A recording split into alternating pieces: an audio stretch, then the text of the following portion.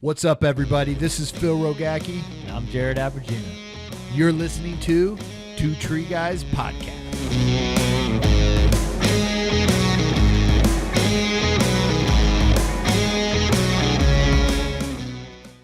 What's up, everybody? This is Phil Rogacki with Two Tree Guys, but it's actually one tree guy and a tree gal, Miss Sara Wilde. What's up? How are you? Thanks for having me. It's great. Yeah. How's the training been today? You know, it's been great. I've learned a lot of information. I usually sit in the office, so I have no idea what happens out in the field, but I got to actually see it today, and it was great. Yeah. This was the grand opening to Academy 2 in Colorado, Loveland, Colorado, and you got to experience it.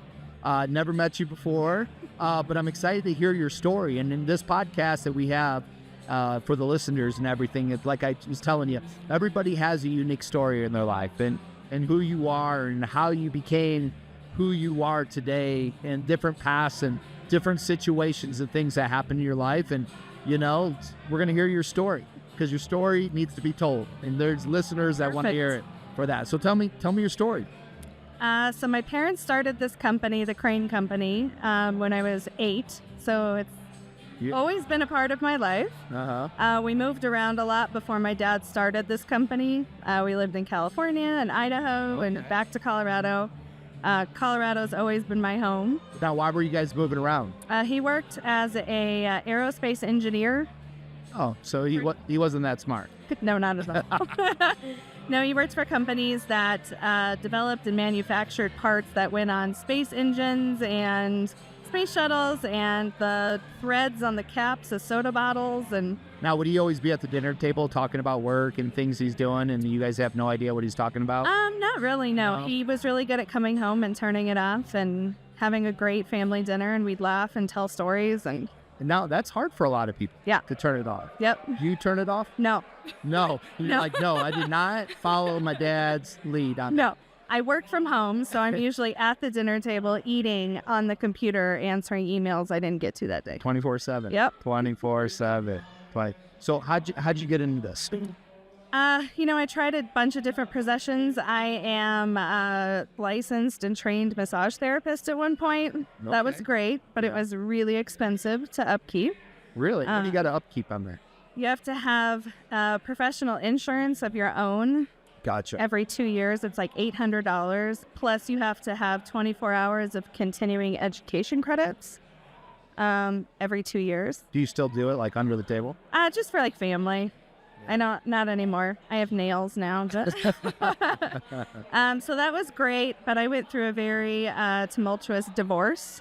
Okay. And it just kind of changed my life path. And so I came back, and I was, you know, working at a bank, and I served tables and did all that kind of stuff. And like I said, my family business has been around since I was a kid, but I had no interest in working with my family. Why is that? Because I didn't want them in on my life. Why is that? You know, everyone has secrets, and everyone has part of their life that they don't want to share that intimately. And I was not in a stage of my life to share that. Okay. So I didn't. Were you the black sheep? Yes. You were the black sheep? Yeah. Gotcha. My brother has worked for the company since he was like 18.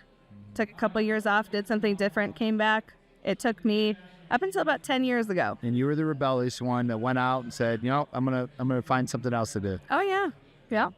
Well, you know, in life, that's, you know, the Vermeer Corp, one of the things they do is every child that's going to be the CEO of Vermeer, they cannot work for Vermeer. They have to go out and work somewhere else in life because they get to bring that back. So yourself is going out and experiencing different paths and career paths in your life, coming back and working for your family company brought a different look. Sometimes when you're in it day in and day every night, you don't know anything else besides that. You only see that.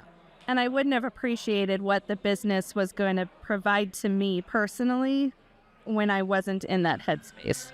So I didn't appreciate it. I didn't like working for my parents. I didn't like them being my boss. I didn't like them knowing how much money I made. I didn't like having to ask them time off for vacation. It just was not my gig. But now that I'm married and have kids. But where'd that change come? Where you made that change? To say, you know what? I want to go work for my family business. Well, it was a bunch of things. My parents they got married at 18 and 19. They're first loves, only loves. They're so happy. I wanted that. I thought I found that. Got married to a man. He was not a good person. Yeah. Got divorced very quickly before I was 21. Partied hard for a while. Yeah. Spent all my money on booze and, whatever else I wanted to do. And then I got remarried and had my son. And I thought that things were going to kind of settle down, but they didn't. Uh-huh. And I got divorced again after a not so good marriage. Yeah. And I just took some time for myself, and I realized all this bouncing around and all of these terrible choices I had made for myself weren't going down a path I wanted to be down. Yeah. And if I looked at my parents as role models of who they were, I was doing completely the opposite of what they had done their entire life. But you wanted everything that they had. I did. I just had to figure out how to get there first. Yeah. But you took a different path. Yep. And that's okay. Yep. So I kind of full circle came back, found my husband. He's amazing. He's supportive. What's his name? James. James, what's up, James? Thank you for being awesome and supportive to Sara. We appreciate it here. Right? He deals with my crazy. I deal with his. And we have 3 beautiful children together. And I now appreciate the close-knit family business. So let me ask you, when was that moment that you felt like, this is it? I need to make that change. That moment, that day, that time, that minute. The day I decided to leave my second husband and I didn't have a cell phone or my own vehicle. That was it. And it's been good since then. Yep. And that's what it takes in life. It takes that one day, that 1 minute where you have to make that decision and say, I'm changing. Yeah. And I'm not looking back. Yeah. I had to move back into my parents' house. I had to borrow a car. They had to give me a cell phone because I didn't have one. I went like 2 more weeks at my old job and I just hated it. My parents saw how miserable I was, so they offered me a position in their office and I took it and I just kind of hit the ground running. Now I'm the office manager, dispatcher, HR manager, payroll. Everything. Yeah. Everything. You're the glue that holds the whole company together, So tell me about the company. They started in 1995. My dad bought a skyhook crane, so you have to stand next to the pedestal and walk around it with your hands in the gears, doing residential truss beam jobs mostly.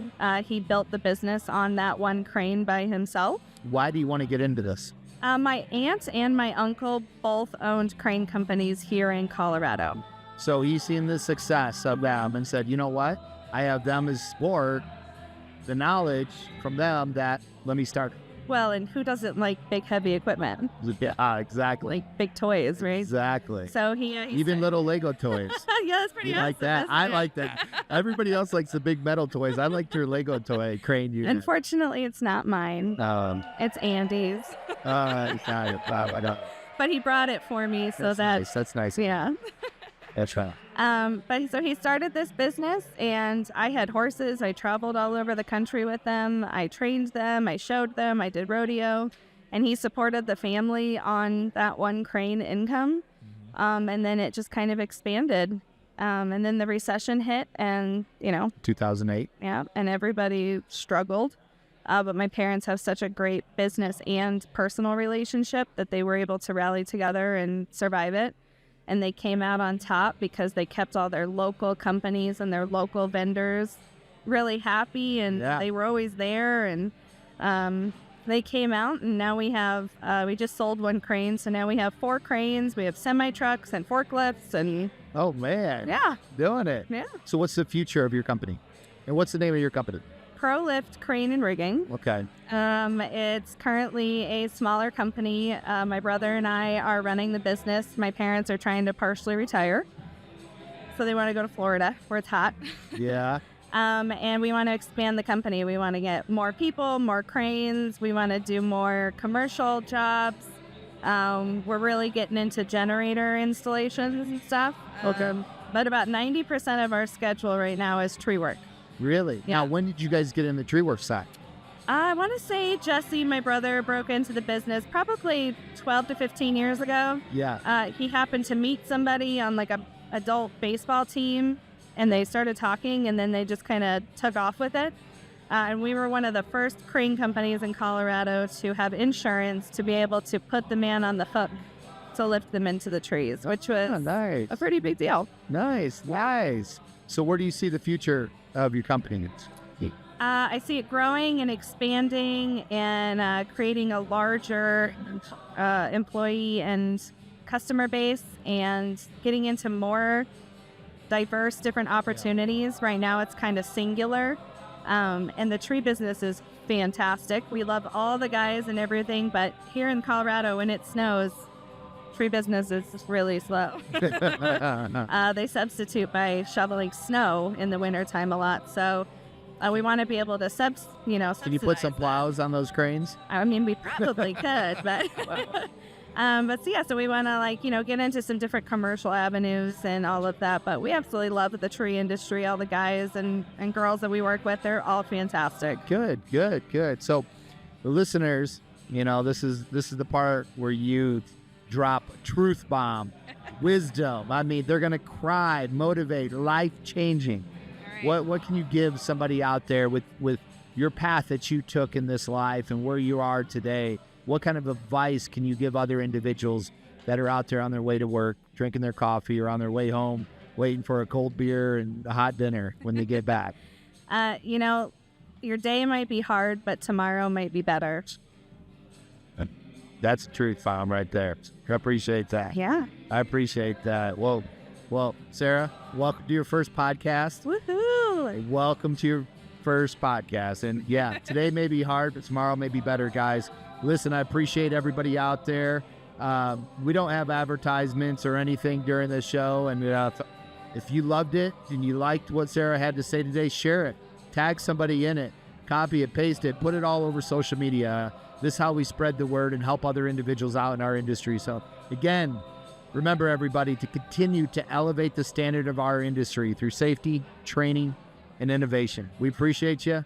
We love you. Have a great day. Bye.